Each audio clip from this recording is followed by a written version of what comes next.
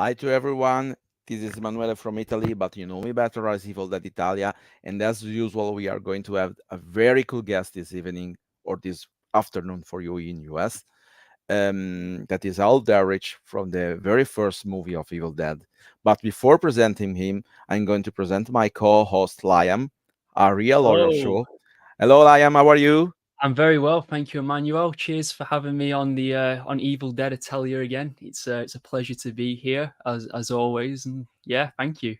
I'm very happy to have you because as I always told before any live, my English is a work in progress, and having someone like you that is a very expert in the horror movies and even a mother tongue could that be very helpful for me in case I get stuck or something like that. Before inviting Hal, that is already here, and I putting him, let's say, in a queue. Um, just a quick reminder: Liam is holding a day-by-day horror movie. Let's say Review.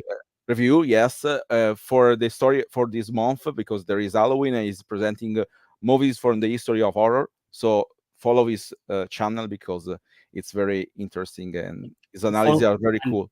today's episode just happened to be The Evil Dead. I did a review Ah, of The Evil Dead today, so that's great. just how it That's great. turned out.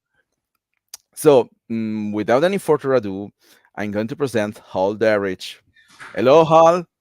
Thank Hello, you for being Liam. Hello, here. Hal. Hello, Emmanuel. It's nice to see Hello. you, gentlemen. It's Lovely a to cool see for you again. Yeah, yes. I want to start with something real quick. I've lived in the United States my entire life. My first trip to Europe was at the beginning of September, and that's when I met Emmanuel. But I have a question: do Europeans celebrate Halloween the same way that the United States do? I don't know what it's like in Italy. Me and Emmanuel might have different answers. In England, we do celebrate Halloween, but it's mainly seen as the kids. Going out and trick or treating is a normal thing, but people are getting stuff for free, so of course they're gonna go out and go trick or treating. But in Yeah, terms of like the big celebrations, like the decorating of the houses, it's something it definitely died off. I would say very sadly. That's why I want to be in oh America for my. Halloween. Well, come on over.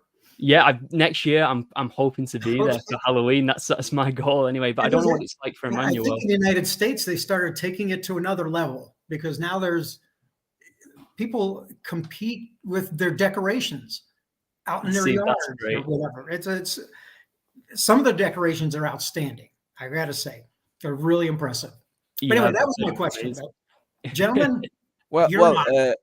However, for Italy, it's a little bit different because Italy is a very Catholic country, and Mhm. in the 80s there is not so a common sense for Halloween. But in the last let's say 10 years, it's like in other countries in Europe, for example, like in UK. I mean, there is no more problem with the Halloween. Less taboo. Yes, it's more Western nowadays. So we have no problem. We celebrate it not in the same way. I mean, it's a Catholic celebration, the 1st of November, but people in the night of the 31 of October do parties and stuff like that. So it's Mhm. completely in our culture nowadays.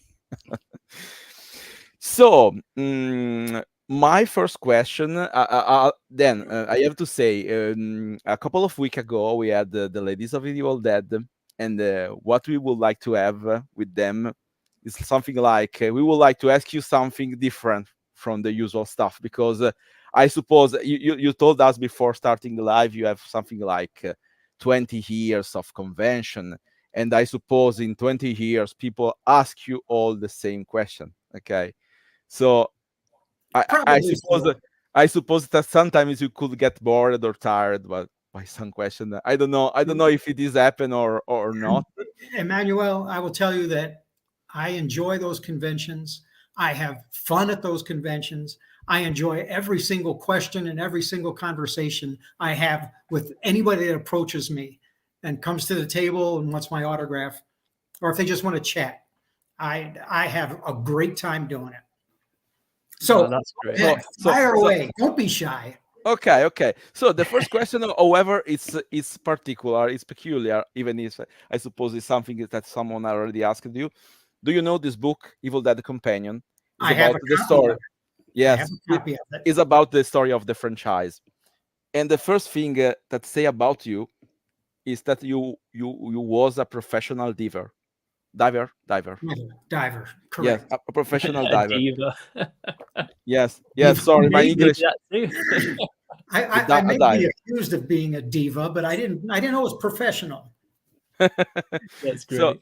So, I mean, how that was? I mean, how do you do this with acting? I mean, it's a secondary activity. You continue to do that after the movie come out.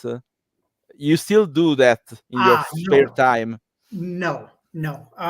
What happened was when I was in high school and college, university, I competed in sports, swimming and diving on a springboard diving, which sometimes you see in the Olympics, but I never got that far. It was never that good. However, after competing in college, I got pretty good, but I was approached by a person who had connections to diving shows that are presented throughout the country, and as a matter of fact, in overseas. And I became a professional diver. I learned how to do high dives, where I did a flip from 100 feet into a tank of water. And way back when, in Acapulco, Mexico, they had a cliff diving championship, and I competed in that. And that was in 1974. So it was a long time ago. I don't think they do it anymore, or if they do, it's a little different format. But anyway, I did that for a couple of years, and the story is that how this all progressed is that I was doing a show, a diving show in Toronto at the Canadian National Exhibition. And while there, one of the people I met and worked with said, you ought to be a model. So I lived near Detroit, Michigan at the time. So when I finally got back to Detroit, I went to some of the modeling agencies and said, hi, here I am, and I'd like to be a model. And, what do I do? And they said, well, how tall are you? And I said, well, I'm 5'8". And they go, now you're too short. They said, go be an actor. You're too short to be a model. So then I turned to acting, and I ended up going to, I auditioned at different theaters, I'll say amateur theaters as well as professional theaters. And it took me a little while. There's a progression. And that's what led me into auditioning for The Evil Dead. I was sort of towards the end of being a diver and an actor, and the audition came up for The Evil Dead, and I did the audition. I got the part of Scotty, so that kept me in a little bit longer than I thought it was going to be. But the diving stopped probably when I was about I don't know, maybe 28 years old. Okay. And how old you were when you filmed The Evil Dead? Where? How old How old? you were? Oh, I was the old timer there of the cast and crew.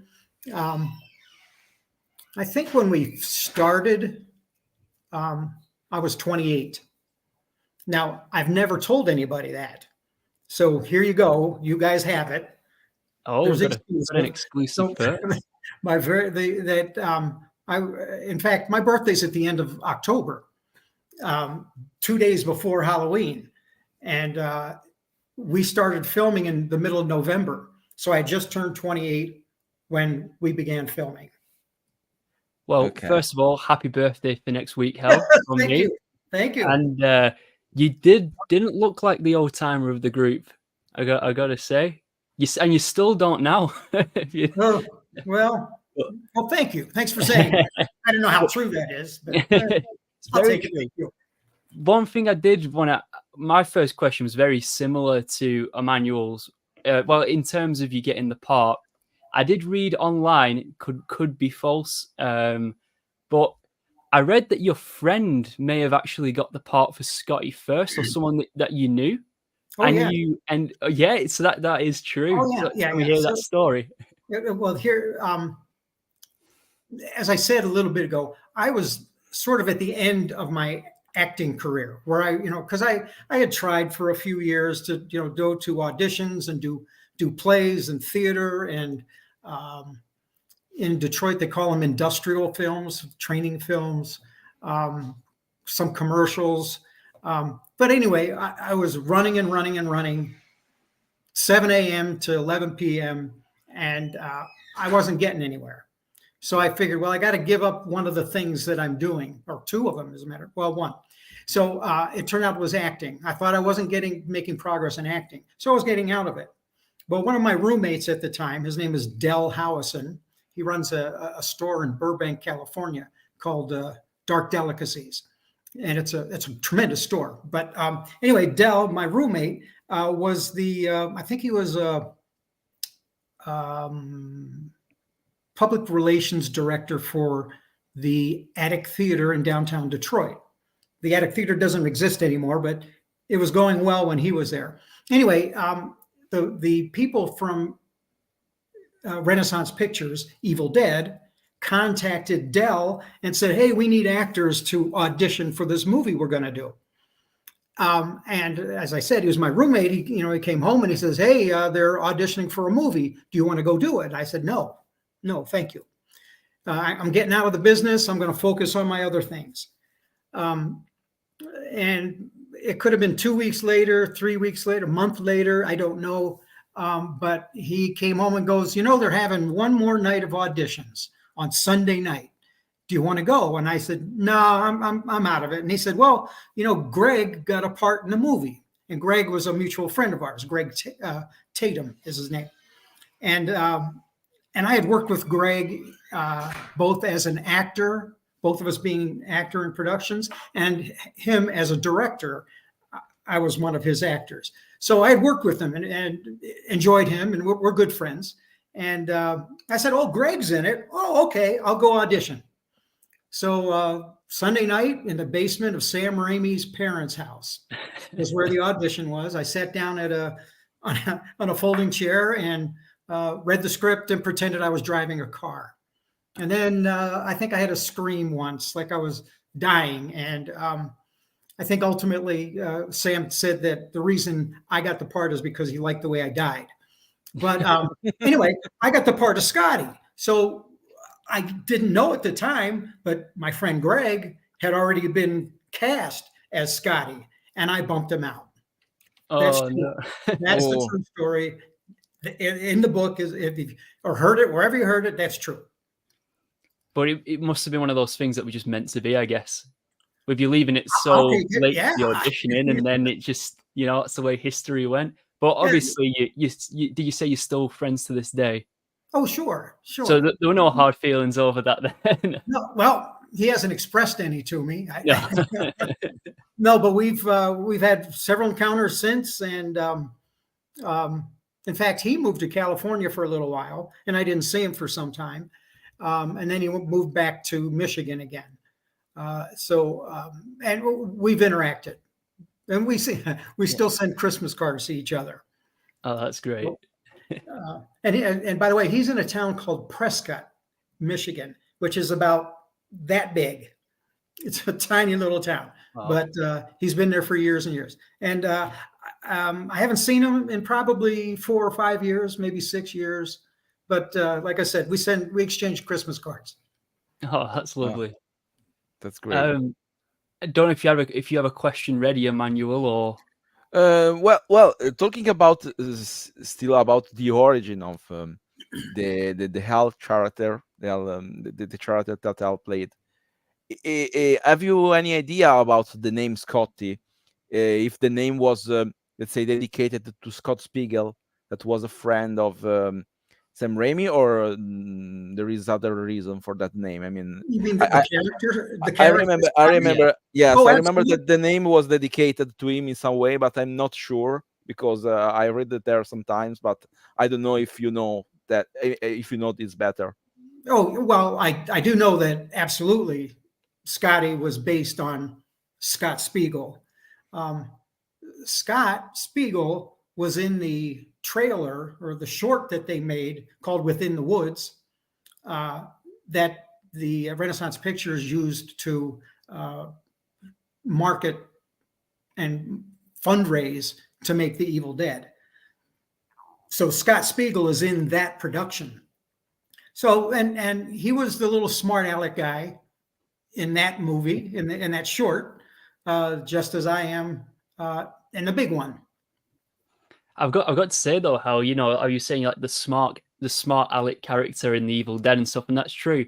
But it's really funny when people look at the Evil Dead franchise, and with the main character being Ash, the heroic character. It's always funny, returning to the original Evil Dead, and really you were more or less the hero character in that movie for the most part before Bruce took over at the end, because Bruce was there whimpering in a corner, and there you were hacking up Shelley. So I mean, well, yes, yeah. I mean, yes, I admit I'm the hero of the Evil Dead. Okay, there.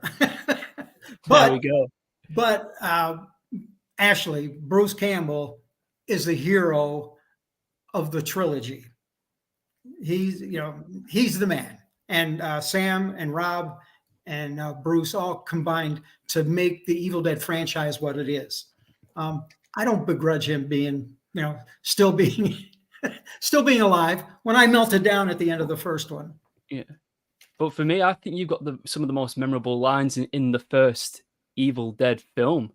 You may not remember, but I was also there in Germany. Oh, last month, Brian. meeting you guys, and I was fortunate enough to get my I'll just point this up, Evil Dead art print signed. And you wrote for me "Party Down" in the top corner, and that is still my favorite line, I think, from the original Evil Dead. To this day, I love that moment. I'll say that it is the easiest one to write down. Yeah. And a lot of people have, when they ask for my autograph, they ask for that. Sometimes the one that I like to do when I'm signing autographs is when it's a couple, and usually I'll make up some names. It's Jessica and Frank, and I'll write in, Jessica is your girlfriend, Frank. You take care of her. I'm getting the hell out of here right now. That's a lot to write, but that's another one that I like to put in. That's a great idea. And then there's one other one that was totally an ad lib, and it was something. Actually, it was something that I would say under my breath when I'm hanging out with my friends back then, in that era, and that was when we're sitting around listening to the tape recorder in the cabin. And Shelley and I are sort of caressing, and she says something that a little insulting to me, and I said, I'm going to break your face. That's the other one that I write. That I get asked to write that one as well. That's great. One thing that I did bring up to when we interviewed the ladies of the Evil Dead was, now everyone, we won't ask that question of, did you know it would be such a big success? That's the classic question, and I imagine your answer's no. With that, to the extent it became, is it not? Oh, no, of course not. Really? As I said, I was at the end of my acting career. I was getting out of the business. So when this came up and Greg was in it, I thought I was going to have a great time. And then Greg wasn't in it. I still had a great time. because there's nothing more fun than, like, when I was a kid, we'd play Army or we'd play Monsters. And the best part about playing Monsters is you die and then you get to come back. And that's all I did in The Evil Dead. We played Monsters out in the mud, in the woods, and I died and I came back. That was like that. That's as good as it could get. It didn't have to be a success. I just had a great fun doing it. I know the girls had a different take on that. First of all, they weren't horror fans to begin with. I'm a horror fan. That is awesome. My horror films were Boris Karloff and Frankenstein, or Lon Chaney Jr. and the Wolfman, or Bela Lugosi as Dracula. And then Christopher Lee, when Christopher Lee became Dracula. He's my favorite Dracula. Yeah, very iconic. But I was a fan of those movies. So doing this movie was just fun. There was no thinking ahead, like, boy, I hope this becomes something, or or it's a bomb, it'll never do anything. Those thoughts never entered my mind. And that's cool. I mean, I didn't know that you were a horror fan, so that's a question I have got, which I'll ask you later on. But that is really cool that you're a horror fan, and I imagine it must be great to be now a part of horror history with The Evil Dead, which is one of the most famous of the 80s. I'll say, Lamb, that I've never looked at it like that. It's hard for me to fathom that there are people that want my autograph from being in that movie. Even though I was a horror fan, I don't know that I would have traveled to a convention to track down Boris Karloff or any of my heroes to get their autograph. I don't know that I would have. And now I have people asking me for my autograph, and that's surprising to me. I will say, though, that one of my early conventions, I was sitting in a room with the ladies of The Evil Dead and a number of other people. And I was sitting next to a guy. His first name was Rico, and I can't tell you his last name. I'd have to look it up. But he was the original underwater version of Creature from the Black Lagoon. Oh, Rico Browning. Okay. Rico, I sat right next to him, and I got his autograph. I bought one of his pictures, and he signed it for me. And I have that. I guess I would have been a fan. I guess I would have gone seeking autographs, because I did. But he was sitting right next to me. I couldn't pass it up. So were those kind of 1950s creature feature films a big thing for you then? The sci-fi and the Oh yeah. I get a kick out of them now when they show them on, like, this month in October. They start showing all these movies, and they could be, if you try to compare them to today's technology, CGI and whatever, those films would look silly, but I just love them. There was one, this is probably, I don't know, 3 or 4 months ago, that this movie just showed up in black and white, and I think it was called Monolith. And Monolith, all it was some meteor crashed on Earth, and whenever it encountered, I think water, no, wrong. If somebody touched it, they started turning to stone, and it would travel up, like, from their hand up their arm, and then take their body, and they'd be hard as rock. And then they found out at the end, to save the day, it turns out that the monoliths could not survive with water. Water made them dissolve, which, very silly, but I watched it. I just saw it and I go, wow, this is cool, because this is old sci-fi from the 50s.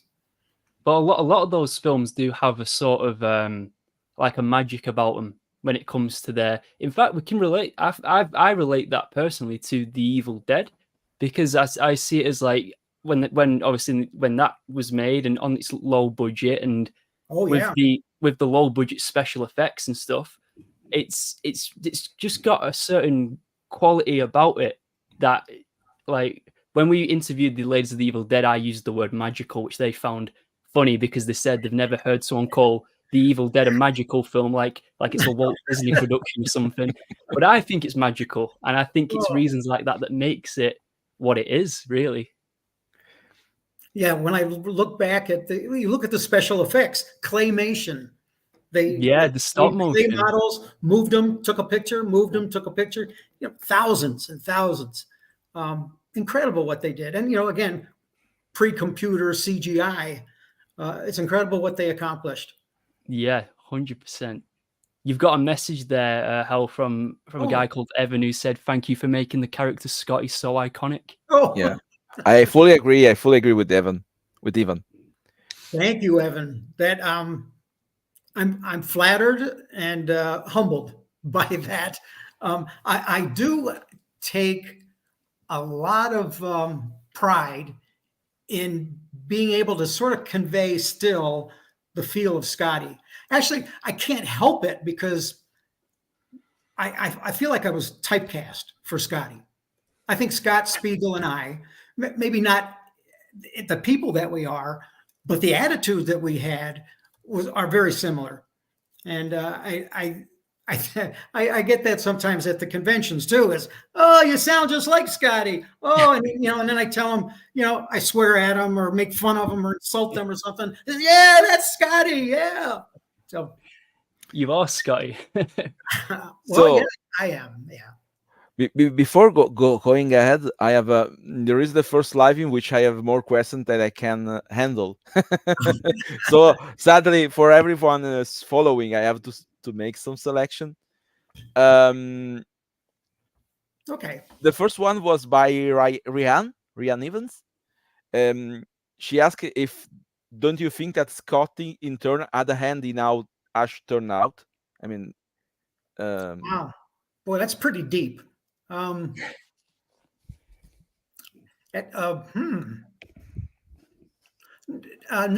I would say no, because Scotty was who Scotty was, and Ash is or was who Ash was. I don't think he had a choice in it. And regardless of what I did or didn't do as Scotty, Ash was, I think eventually he had to come around and do something.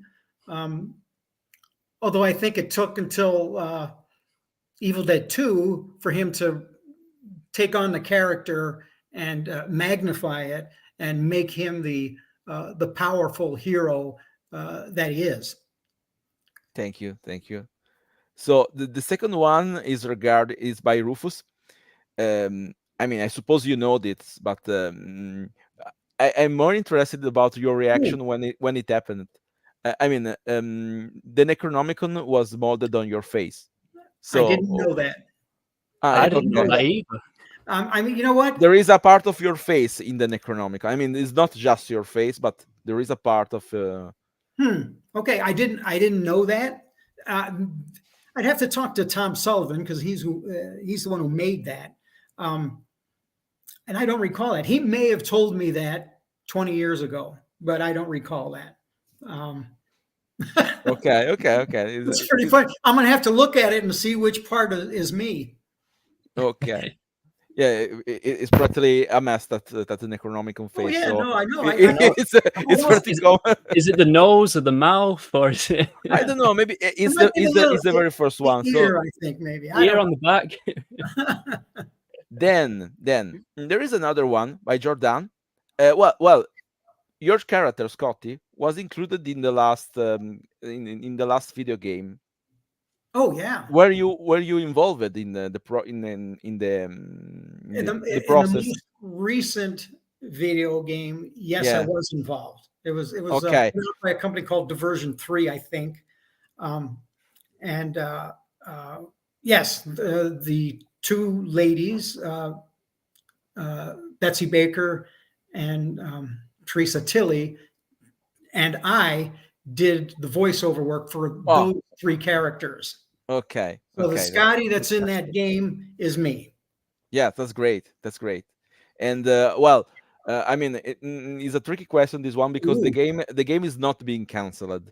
for what the person are following. Is just there will be no new content. So many people are a little bit angry with the developers because there will be no new content, but the game is not cancelled. So the question about Jordan was about your sentiment about this, but well, let me address that too, because when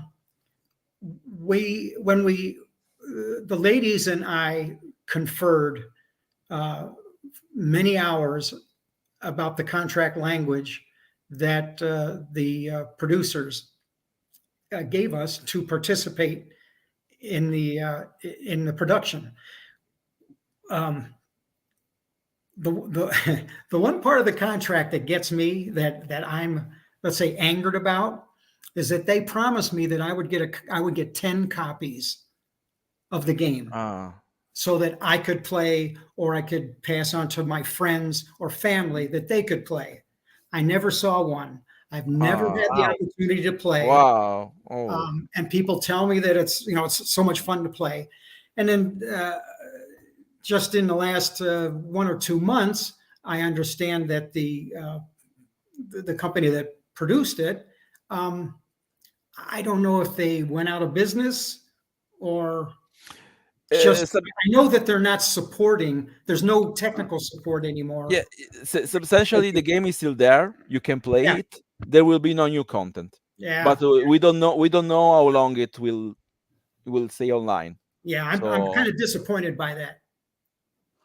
There's a lot of people who play that game and are disappointed by that too. I don't own the game myself. My friend has it and I've played it, and it's a fantastic game. And I know it's become extremely popular. So a lot of people who are more into video games and stuff are really, really disappointed with their announcement with the game. It's good that you can still play it though, even if they're not making new content. Well, I got to track down a copy and play, because I want to play. Yeah. The only thing about that throws me a little bit is they made me look like John Bon Jovi, because my hair's real straight, and and in reality, though you can't see it today, but in reality back then I had kind of wavy hair. Yeah. I'm going to show it. I'm going to show it because it's. And I told him. I told the producer. I said, "Hey, you made me look like John Bon Jovi. Come on." I don't know if it is a image from the video game or is a fan art. So I don't know if it is the right one, but I'm going to show you because it's pretty fun. Okay. Can share? Just a moment. I'm messing with technology. Is you. Yeah. Straight hair. Come on, that's not me. There is even the okay. It is the Deadite probably. No, the Deadite is this one. No, this one is another standard one. Yeah. And there is the monster one. Oh, there you go. Now I feel at home. That's fine, right there. The thing about the interesting with the Deadite, Scotty, in the game though, is that they're missing the in the film, and a lot of people bring this up, and I'd actually love to ask you about it since we've got you here. It's funny how Tom Sullivan, your Deadite makeup is way different than nearly every other Deadite makeup in the whole series, because he gave you like a kind of dog nose. Yes. Kind of look to it. Do you know what was the story with that? Why did Tom decide to do that? Or I can't tell you. I do not have any idea. I do know that that mask, it became a mask. It wasn't just makeup that they put on, that Tom put on. Like the first time, I think it took around 2 hours to do the makeup. And in fact, I think the first scene that I shot with the makeup on, when we were done shooting, or that I was done for that day, Sam said, "Okay, you're done. Go home, clean up, come back tomorrow, and we'll start it again from here." Well, it took so long to put the makeup on. I said, "To heck with it. I'll just keep it on." And this is one picture from. Yeah, I slept in that makeup. I sat in a reclining chair and kept as still as I could and slept until the next day when I had to appear again for filming. Now you see in this particular picture, you can see that's a mask. Yeah, it's like a one appliance from the top lip up, I think. Right. So what they did was over the course of a couple of applications, it got thicker and thicker. So finally it became a mask. And I think he just dressed it up with, I can't tell you. You'd have to ask Tom about the dog nose thing, but yeah, it developed over time. But I don't think there was, I don't recall there being anything significant about that. There might have been to Tom, but not that I was aware of. Yeah. But it has become an iconic part of the film, and stands out from all the other ones. Okay, thank you. And but I'll say one other thing too about that is that when we became possessed, we all had like white eyes. We didn't have pupils and irises, right? Well, the ladies had to wear white opaque contact lenses. I was fortunate because I had a mask. All they had to do was put those white opaque contact lenses in the mask.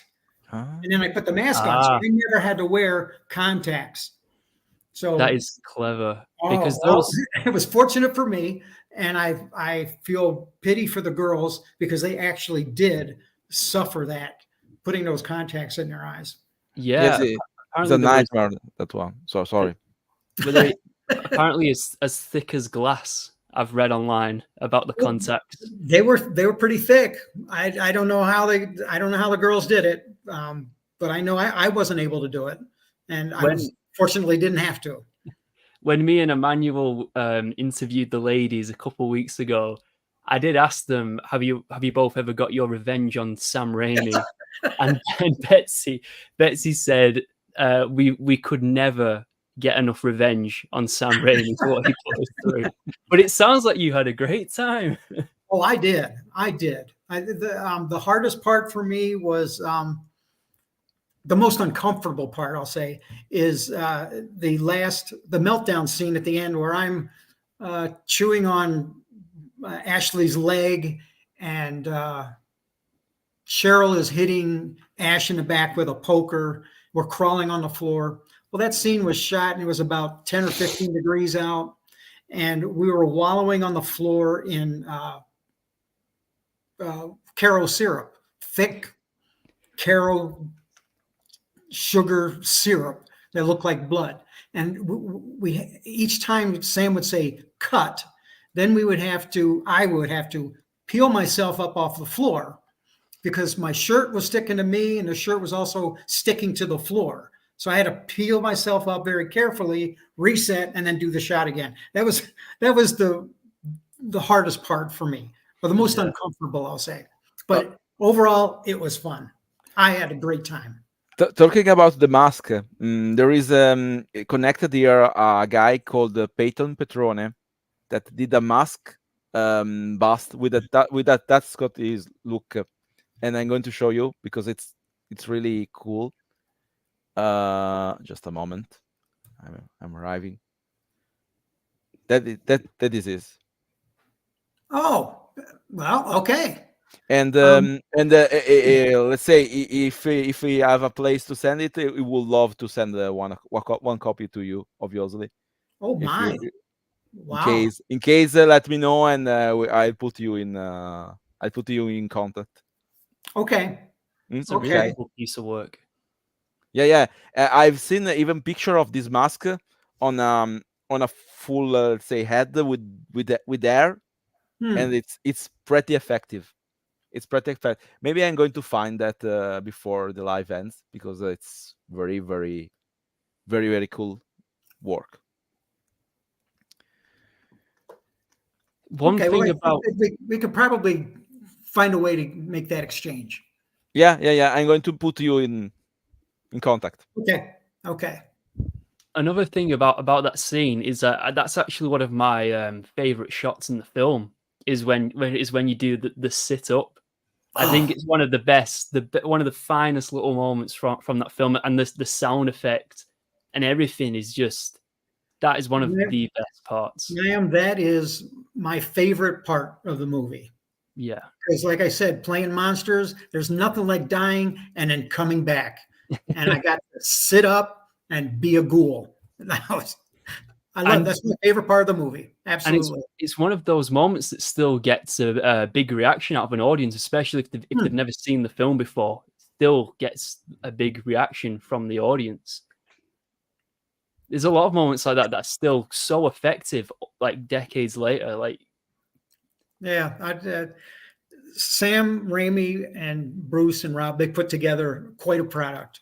And Evil Dead, the first one, obviously I'm biased, but the Evil Dead is my favorite of the trilogy. Well, they say you can't beat the original. Yeah. There's the special effects. Getting back to the special effects, the movie was so over the top with gore that to me was I call it slapstick horror because it's funny. It's just so over the top. And the one scene that I relate to in that regard most is as I'm battling Ashley, I have a branch sticking out of my rib cage, and Ashley pulls that out, and as soon as he does, all of this stuff comes blowing out of a hose, and all this blood and whatever it is. There's no body on the planet that holds that much liquid in it. Yeah, only in the Evil Dead films would Only something the like Evil that have so much blood. One thing that I also did want to ask you is, I mean, maybe not at the time, mainly because I guess the internet weren't around, and I don't know how you'd find out about these things. But did you know how much of an impact Evil Dead had specifically over here in England? Did you ever hear about it at the time? No. Because over here it was ridiculously controversial when it came out. Well, we filmed in 1979 and 1980, and then it was the premiere was on Halloween of '81. Then it came out for distribution in the States in I think the spring of '82. I went to the drive-in with movies with a group of friends and a keg of beer in the back of a pickup truck to watch it at the drive-in. That was pretty much the last contact I had with the Evil Dead, 1982. And then 20 years later, I got a call from a company called Anchor Bay, and then they said they were hosting a 20-year reunion of the Evil Dead. I had no idea that there was anything going on with that movie. Never heard another word, never heard anything from Bruce or Sam or Rob or the girls. We had no contact. And I was, doing other things at the time. I had a life to lead. So that there was an effect in Great Britain. A huge effect. I no idea. Lots of censorship. One day I'd like to get over there and hit a convention or two. And, I'm still trying to make that happen. Well, okay, I'll work with you. Yeah, we'll get that sorted 100%. Yeah, there is Mike that is following this live. Mike Witch, that is a huge Evil Dead fan, probably the one of the greatest Evil Dead fan in the UK. He even won a contest in which he got substantially a painting by Graham Humphreys, that is the guy that created the poster for UK, in which he is the monster from the cellar. And yes, he never met you, so he will be very happy to have you in UK, obviously. I'd love to do it. And I think that come out. Sorry, completely change of context. One thing that it's related to fans, no? What is your reaction when you see people with with a tattoo of you in their arms or legs or stuff like that? I'm astounded, and I would say flattered, but that's probably a cliche. I'm astounded by it. I've seen actually in Germany, it was the first time I saw a tattoo, somebody with a tattoo of Scotty on them. and I saw two of them. But that's the first time. So in 20 years, I've never seen that. Okay. Also we go to conventions, and everybody's dressed up like Ashley. So Mike have Nobody one too. dresses up like Scotty. Mike have one too about a Scott. I have a Scotty tattoo too. So Well, all right. another one in the Okay. list, in the bucket list. So I have another question. It's related to the fake name, let's say, you used for filming the movie. Hal Delrich? That is Richard the Manicure. Yes. That's my real name. Ah, And actually, my father's That's family the real name. is from. I think that's the contrary. So I Oh, was thinking you were Al Delrich. No, you I are am Hal Delrich, but okay. my real name is Richard de Manincourt. And Okay. and Okay. Emmanuel, for you, my father's family is from the area in northern Italy, Ah, near Trento. oh, okay. In the north. Okay. Yeah, way up Okay. in the north. It used to be, well, historically, it used to be the Tyrolia. Yeah. North, And- northeast Italy. yes, yeah. I have in northwest Okay. on the Well, other that's where my side. family is from. But my name, Hal Delrich, is when I got the part in the movie, when I did the audition, one of my roommates was Del Howison. He's the Del of Delrich. The other roommate I had was Hal Christensen. He's Hal, Del, and I'm Rich. That's how the name came about. What an interesting bit of history.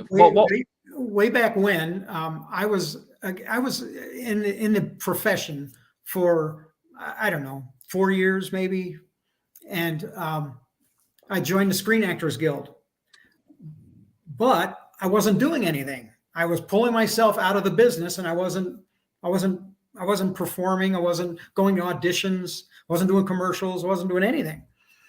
And then this movie came up, and like I said, no, I don't want to do it. And then a month later, I said, okay, I'll go. Well, all of a sudden, now I got a part in a movie, and I'm part of the Screen Actors Guild. So, and this was not sanctioned by the union. So I changed my name. I made up that name so that hopefully the union wouldn't find out. But then it turns out they did, and they suspended me for a year, so that I was not able to audition for any guild productions for a year. But as I said, I was getting out of the business, so that it didn't really affect me. Oh, that's good. I do still. I am still a member of the Screen Actors Guild. I do pay my dues, and I support. Currently, there's a strike going on, and I support that. Yeah. Today is a pivotal day for the strike, right? Because I read somewhere that they started again to talk with the I don't remember the name of the other. Yeah. I know that one of the most recent controversies was about the gaming. Yeah. But like the game that we did, the Evil Dead game, that was sanctioned by the Screen Actors Guild and AFTRA and whoever the governing bodies are. Everybody signed the right papers, and it was done, let's say, properly. So I'm not breaking any rules. Yeah. That's good. That's good. Something I did want to ask you, Hal, as well, is what was your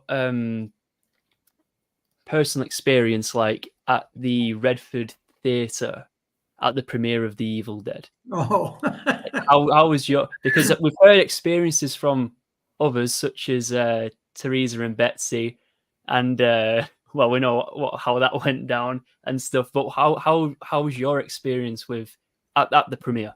Well, so we did the movie. We did the filming in 79 and 80, and I didn't hear much about it subsequent to that. And then I don't know. I'm going to guess that Rob or Sam or Bruce or somebody contacted me and said, "Hey, the movie's coming out. There's a premiere at the Redford Theater." Now, when I was growing up, I used to either walk or take the bus to the Redford Theater to go see my horror movies. Oh, cool. Back then it was 35 cents, just so you know.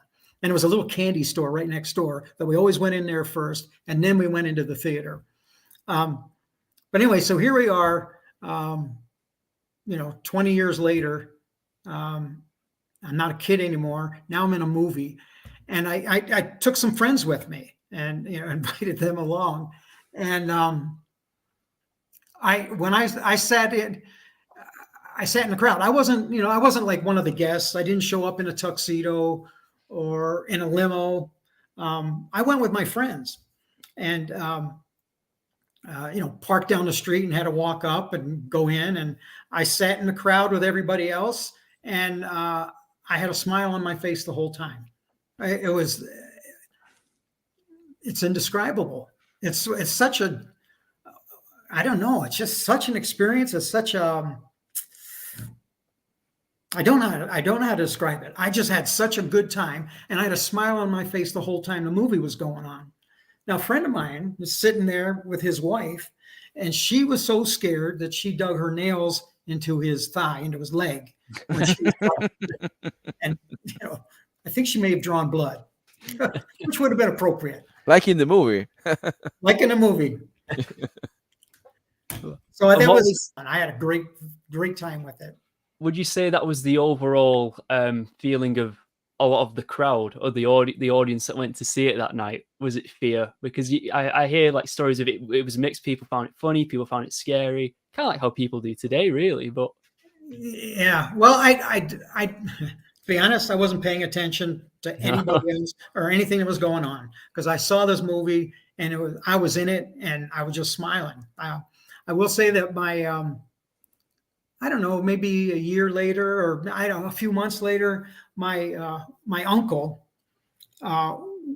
went to see the movie, and he walked out after about when Cheryl first becomes possessed. Yeah, he walked out because he was scared because he believes that stuff. Oh, so he saw it, he couldn't take it, and he walked out. Wow. So I know some people are scared by it. I couldn't tell you anything about the crowd in Redford Theater. Truly, I can't. Speaking of the Redford, in my horror collection, I do happen to have two of these. One's got Bruce's squiggle on it. Wow! These are unused, but I actually acquired these from Scott Spiegel. Oh, nice! Very nice. Wow! I got a little bit of that history here in England with me from that night. Yeah. I used to have a little pin that said "I bled for the evil dead." But was that made for that night? I can't tell you. I remember I had it. I had it before that because I had a friend of mine had a little side business where he would okay, I'll make this as quick as I can. He lived in Detroit, and he would buy a van, and he would fill it with all those what I call it, black velvet paintings of Elvis and whatever. And he would drive that van to Alaska, and he would sell his van load of pictures, paintings, and sell the van, and then he'd fly it back to Detroit. And then the next year he'd do the exact same thing. Well, he gave me one of those paintings, and it wasn't of Elvis. It was a devilish caricature of Richard Nixon sitting on a toilet. And I had my pin, "I bled for the evil dead," stuck into that painting. That's where it ended up. But that was back in 1981. That's the last I remember. That's an interesting composition. I have this one from the premiere. Oh yeah, that looks familiar. Oh wow! Yes, yeah. I got from a guy that was selling all the the collection of his father, and so at the end I got this one because And that's from the Redford manual. Yeah, it was one from the Redford. Yes, you know that picture that you sometimes come up with the Necronomicon and all the buttons. Yes, and this one is from that evening, let's say. Now you've mentioned that pin badge that you had, Hal. There'll be Evil Dead fans going crazy now, scouring the internet for that exact badge that you just mentioned. Now, well, I know it's out there. Yeah, I have a copy. I have one of them. Yeah, it's very possible that I still have it buried in the garage somewhere, but I don't know. Maybe one day I'll find it. I have one question and one thing I never known, but it's pretty fun. The question is from Joao Campos from Portugal, because there is a wall. Okay, he's asking me. Well, we all know that in Evil Dead there were a lot of fake champ. I mean, many person playing other character or stuff like that. No. Have you any memories about the fact if the shell you shot is Teresa or someone else? No, it was Teresa. It was Teresa, and I don't remember how many shots we did of that. We had to retake it a few times, and I had to hold her, carry her, spin around, and throw her into a mattress or something so she wouldn't get hurt. We probably did that, I don't know, 4 times, maybe 5 times. I know I was getting tired by the end of it, but that was Teresa. It wasn't a fake shimp. It was Teresa. Okay, and there is some. That's great. So Joao, now you have your the question was replied, and we have another thing, but it's not a question. This is a very cool thing I never known. It seems there are a lot of fan of you on TikTok making cosplay of you.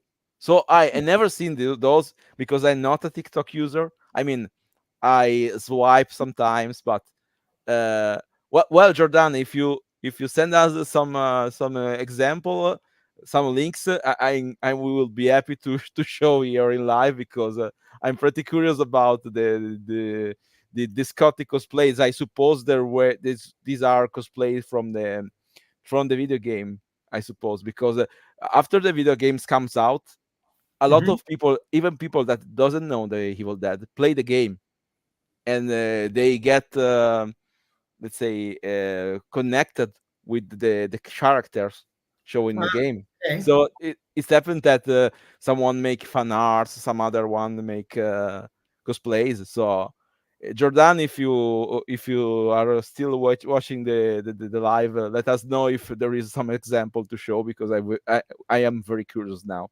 Okay. There's a huge fan base out there for the character. I'm not on TikTok.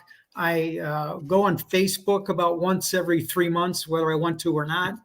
I was at a signing in, I think it was Montreal, Canada, 6 or 8 years ago, and one of the fans there, a guy came up to me and said, "Hey, I just got your tweet from Twitter." I go, "Well, I'm not on Twitter."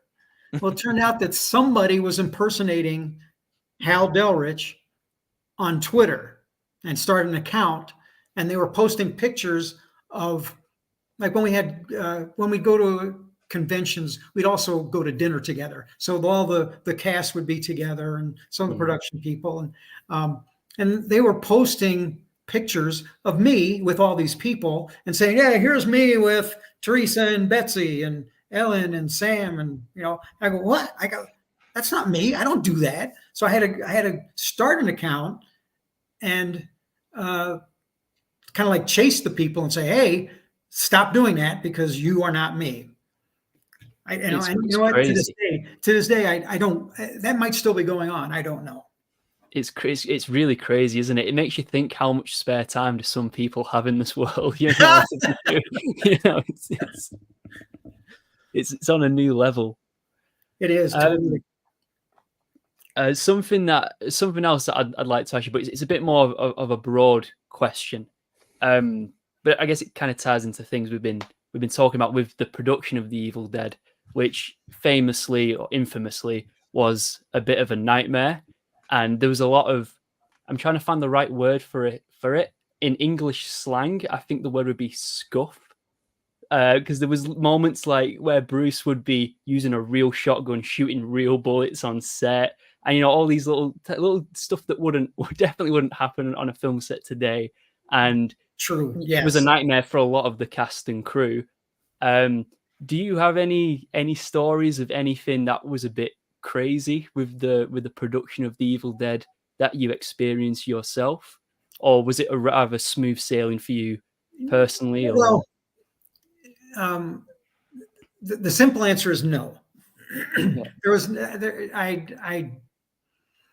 Nobody ever fired the gun at me.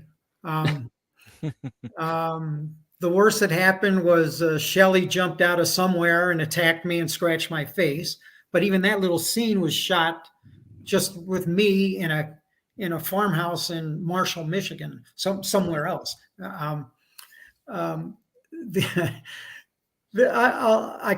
tell you a story regarding.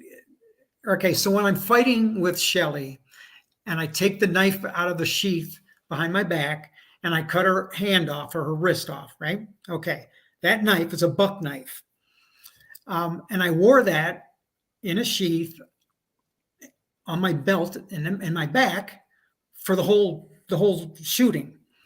Well, between shots, sometimes I would go out into the woods and I would practice sort of like quick draw, where I'd reach behind my back, unsnap the case, take the knife out by the handle, flip it underhand, and try to stick it into a tree. And I don't know how many tries it took, but I finally did do that.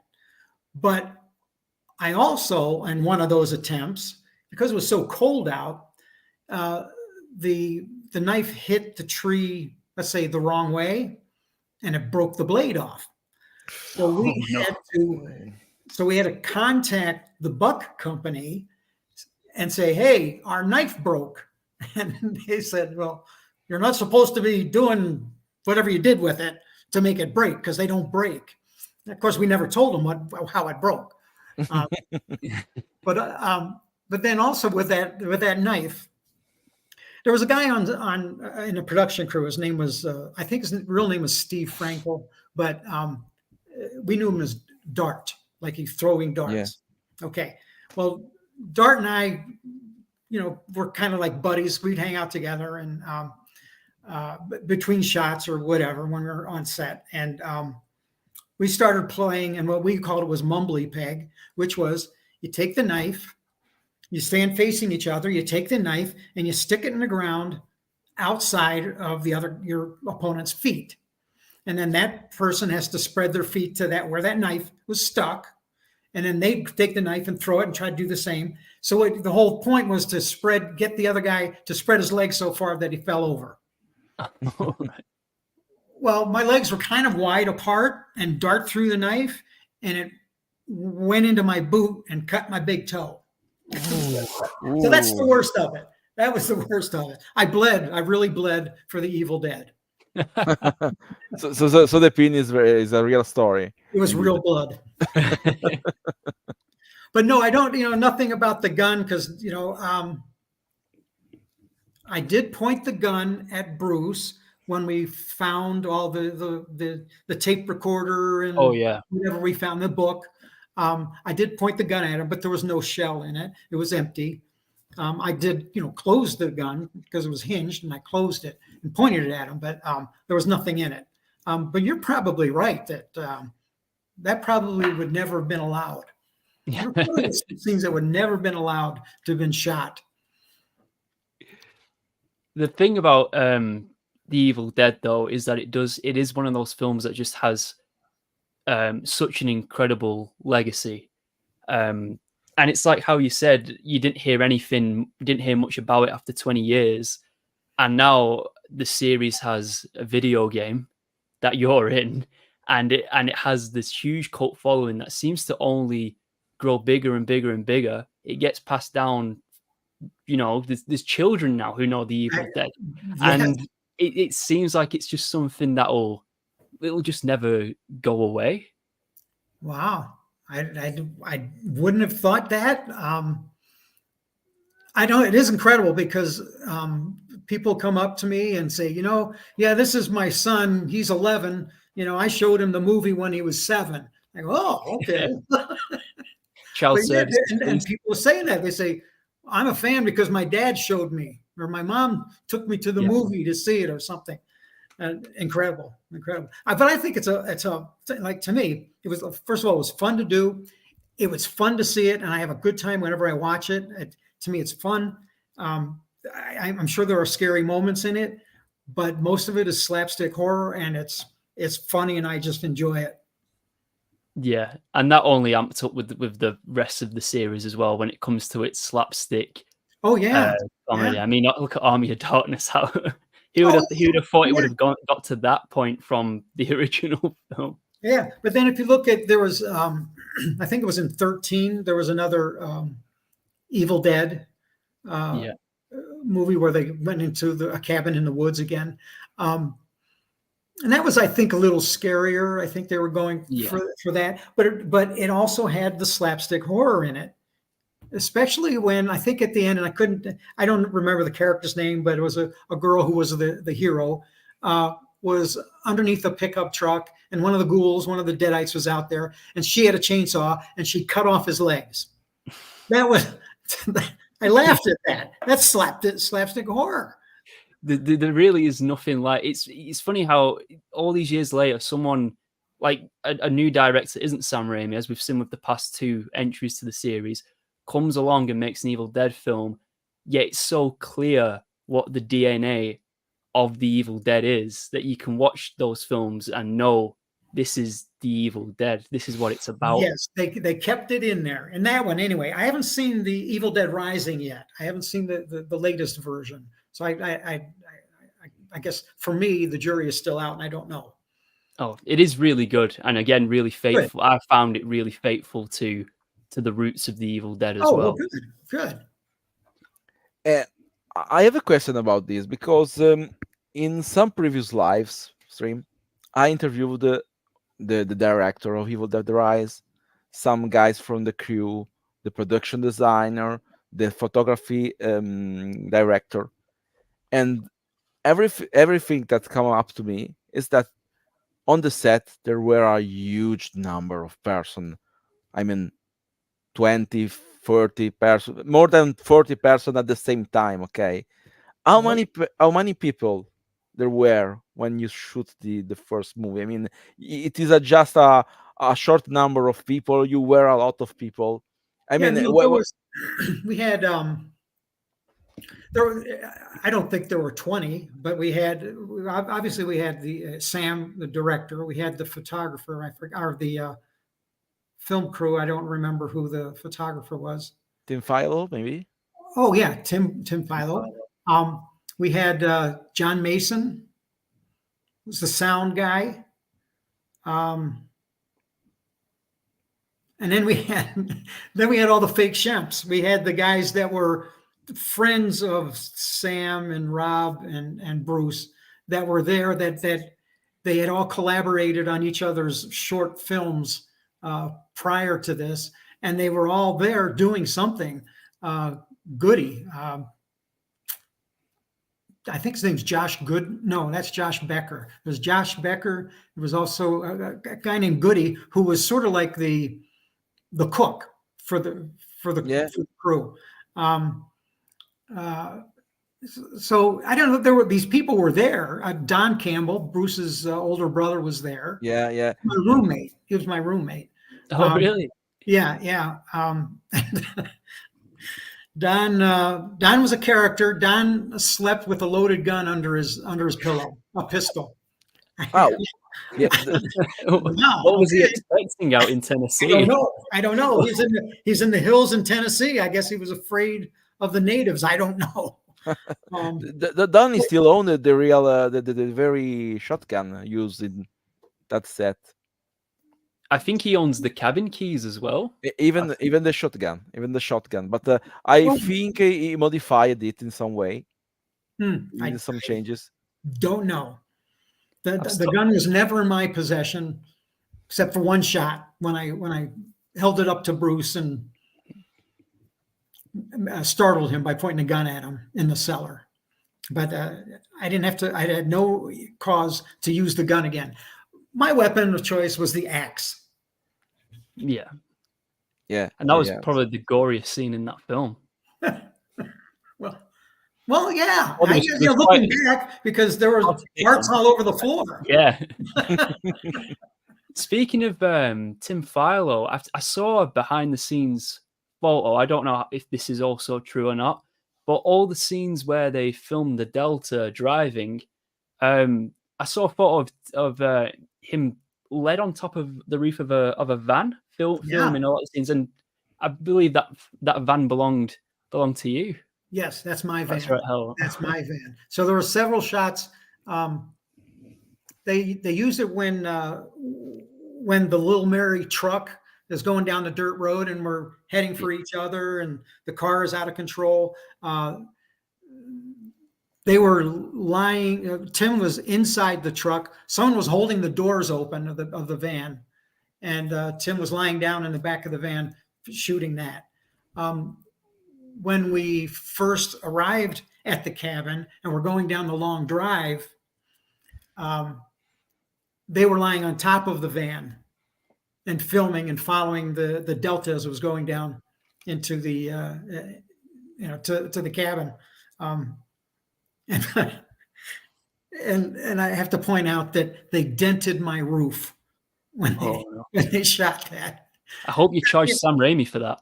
Well, I think I said, "Hey, that's worth something." And they might have given me $75. I don't remember. But when something that I'd like to ask, it might be a bit of a cheesy question, but It's a cheesy movie. Come on. Yeah, that's true. Do you ever sometimes think about the influence and the importance of what you were involved with? Because from a standpoint of a lot of like young filmmakers now, they watch The Evil Dead, and for a lot of people, it inspires them to go on and make movies because it gives that. I know it wasn't as easy as this, but it gives the idea of you can go into the woods with some friends or people you know and make a movie and turn it into something. I mean, I know that Quentin Tarantino was massively influenced by The Evil Dead. So do you ever think like you were a player in well that history of film? Not a chance. No. This wasn't my doing. No. This was Sam and Bruce and Rob, and the vision that they had, particularly Sam, and how he put the whole thing together. And what people get from that, what they derive from that experience, that's all on them. I'm an actor, I was a piece of the puzzle, and I had fun doing it. I have fun watching it. I have fun doing the conventions. I have fun chatting with you guys. To me, it's a fun experience. I don't look at it as deeply as that. There may be some people that do, and that's okay with me. But it's not because of me. It was I'll say Sam and Bruce and Rob that put that thing together, and actually Scott Spiegel, because they did Within the Woods, and that's where it all came from. Yeah. Well, you can't sell yourself short though, Hal. You were still a part of that history. Yeah. It wouldn't be the same. I enjoy it. Yeah, that's great.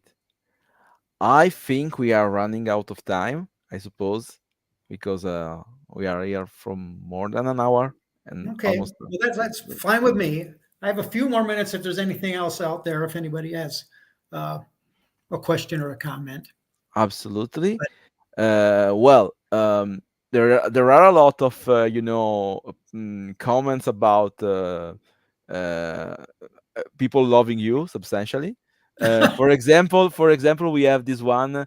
You were honestly really hot in the film. Thank you. That's pretty funny. I enjoy it. See, it's all fun. Thank you.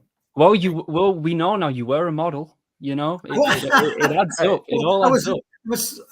You know what? I'll tell you what. I think I had. I'm going to say 2 modeling experiences, and one was. I forgot what kind of truck. It was like a Chevy S10, a small pickup truck.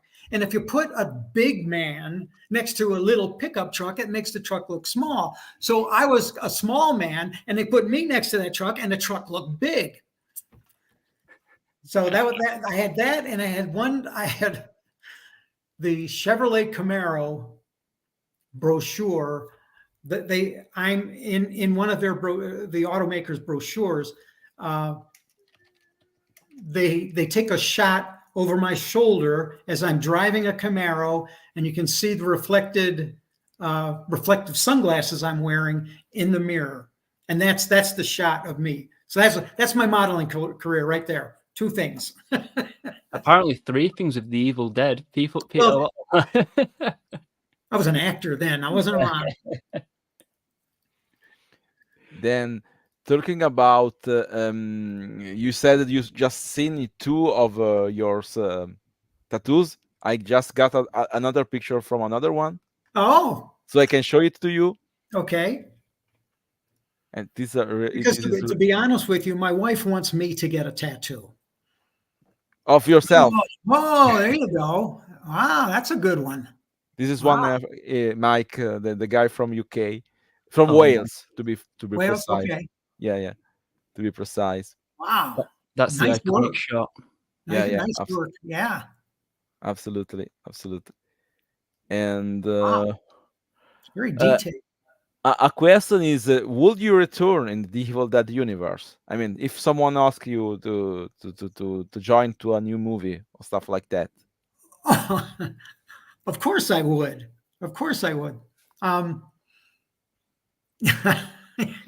I don't know how we could match. I don't know how it could match the fun that I had in the first one. I'm not putting off anything, but I can only imagine now that, we wouldn't be pointing shotguns at each other, and we wouldn't be throwing knives at each other, and people wouldn't be cutting my face with fingernails, or I think it would be a little bit different. But sure, absolutely, I would. Would that make it? If they wanted me to just stand on the side of the road and wave like Sam does in the movie, I could do that. The point in the shot. Oh, sorry. No. I was just going to say the pointing the shotguns and the knives in the foot. With that not going on, would that make it more of a fun experience or less of a fun experience for you?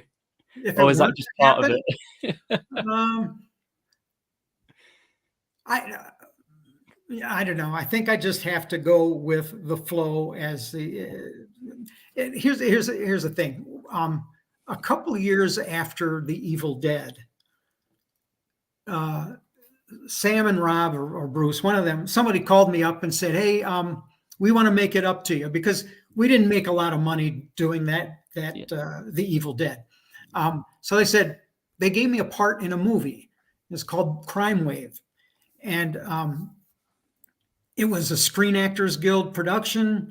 We had to take breaks every, hour and a half or whatever it was. And you had to have all of these kinds of foods available for lunch. It was very regimented. That was my one experience with the Screen Actors Guild production. And it's probably safe, and it's probably respectful, but probably not as much fun. No, definitely other side of the spectrum from the Evil Dead. I think so. There's a lot of control there, and I don't think there was any control with the original one. That's great. Just another question, which you might have got a lot of times, but since we've got a few minutes left or whatever, I might as well just throw it out there. Have you seen? Well, you said that you haven't seen Evil Dead Rise, so I assume have you seen Evil Dead 2 and Army of Darkness? I've seen about this much of Evil Dead 2. I see it in little bits and pieces. I think I've watched the entirety of Army of Darkness. And sorry, there is a little demon here. Sorry. Just there is this little demon that won't break everything. We have 2 of those. We have 2 cats running around here. For me 4, but this one is a small one, so he's a little bit possessed by a Canarian demon probably. But what was your reaction, Hal, when you watched Army of Darkness and thinking this is the 3rd one of what we did, the other decade, and how different it is? Well, to me, it wasn't the Evil Dead. I mean, but you saw the progression of where it was the Evil Dead, and then it went to Evil Dead 2, and then it became there was a lot more. I'll say there's a lot more comedy in it, and then we got into the development of the Deadites as a group, let's say, and then in Army of Darkness, that was it. It was the Deadites, and it was, to me, it was. I didn't enjoy it as much as I enjoyed the Evil Dead. It's my least. I mean, I love Army of Darkness. I love all of them, of course. I'm a huge fan of the franchise in general, but it's some people say it's their top favorite because it's the one they saw first when they were younger. But for me, it's the least favorite because I'm more on the horror side of things, whereas Army of Darkness is the it's medieval action, which is awesome film, but for me, the Evil Dead 1 and 2 isolated in that cabin is what Evil Dead is all about, definitely. To me as well. And the horror was there. And it just, I think the Deadites got to be, I don't know, normal characters and everyday characters. Yeah. They weren't, there was not the shock there. Anymore in Army of Darkness that there was with the original. Yeah, the Deadites definitely became part of that comic relief. They had as many. They started to have as many one-liners as Bruce Campbell did. Yeah. So, not that I didn't enjoy it, but it's different. It's totally different. It's very interesting to see how it evolved, though. How do you get from point A to B? Well, as I understand it, that's what they wanted to do was Army of Darkness, and they had to make the money to be able to do that, to do Army of Darkness. So they had to, this is all hearsay. I don't know this. Yeah. But what I heard is that they thought the easiest way to make money is to do a horror movie. Do a horror movie, get it produced, then pretty soon, if you get it distributed, then you have a reputation. You also then you can get the money backing that you need. And that was their aim, from what I heard. Army of Darkness was the ultimate, and that's what their goal was. So they made it. It's pretty amazing just how, looking back in history of film, just how many directors, filmmakers, and actors all started in horror. I swear most people start in horror. It's one of those genres that definitely get pushed to the wayside, especially when it comes to like Academy Awards and stuff like that, which I think's ridiculous because some horror films, like just a random example, we've got The Shining and The Exorcist. They're about as artful as any film that could win an Oscar. But it's just funny seeing how many people in the industry do get their roots in the horror genre. It tends to be the case. Yeah, you're right. Absolutely right. Because you look at where Sam Raimi went. He finished with Army of Darkness, and then he went into other things, and pretty soon he's doing Spider-Man. Yeah. And they're also 3 films that I grew up with. When I was a little kid, I grew up watching his Spider-Man films. I became a teenager, and then suddenly I was watching the Evil Dead films, and I was like, "How is this the same man?" But yeah. Well, we all develop, I guess. Yeah. Have you got anything else, Emmanuel? Any questions No, from the no, I chat? suppose not. There is someone that is going uh wait a moment, this one. Someone is going to dress up as Scotty for Halloween. Carry an axe with you. I hope I can pull. I love that. Do you have that expression over there in the States, Hell? I hope I can pull. Oh, don't know what that That is. might be British slang. What does it British, mean? if they mean it in the British slang way, it means like find a partner. You're like, I can pull a girl because I look good. Okay, You know, okay. that's what it is. Oh, okay. I don't know, but Oh, I don't know. all right. Jordan Well, is good a, luck to you. the name is a girl or is a guy, because Jordan, I don't know if the name is a Okay, I man see name that. Okay. or a girl Or name. maybe she just means pull off the costume. Maybe I'm completely. See, yeah, see, I would have thought, I hope I can pull it off to look like Scotty, but I don't know. But as we've heard in the comments today, you know, a lot of people saying Scotty's hot, so it wouldn't surprise me. Well, thanks again for that. Scotty was I don't know what this mean. Scotty was well and though.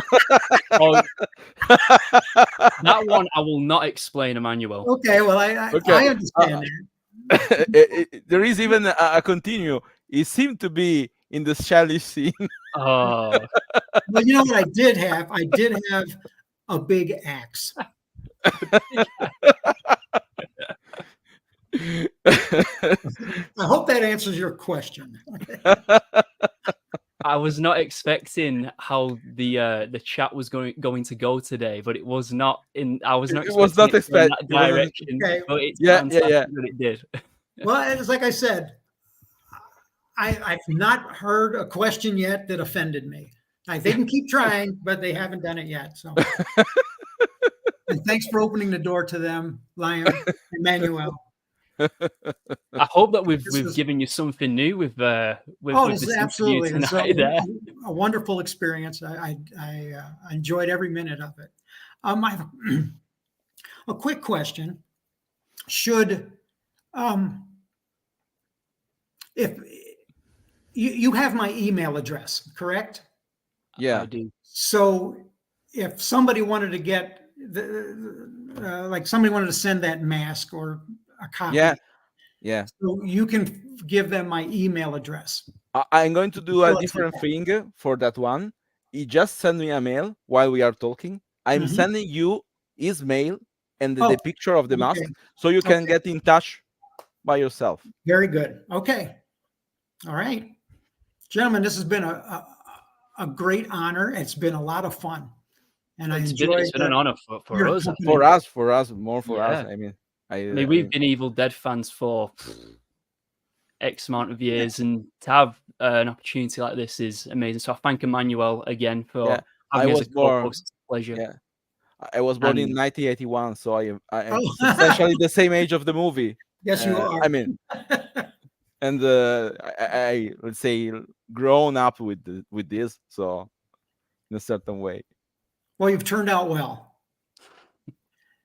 Thank you very much. Thank you all. There's someone at this film with the zombies, movie with the zombies is the name of the page. Okay. That is that thanking you for. I see that. Okay, let's watch. Thank you very much. Thanks, gentlemen. Have a Thank nice you. day. Have a nice day. Pleasure. Bye, Liam. I hope to be in England sometime. Oh, we'll get it sorted. Definitely. Okay. I will not forget about that. I will fight for the cause. We'll get you over. Evil Dead reunion in Okay. England. It's got to happen. Oh, yeah. Yeah. All right. Goodbye, gentlemen. Goodbye, Hal. Goodbye, Take Al. care. Goodbye, Al. Bye bye.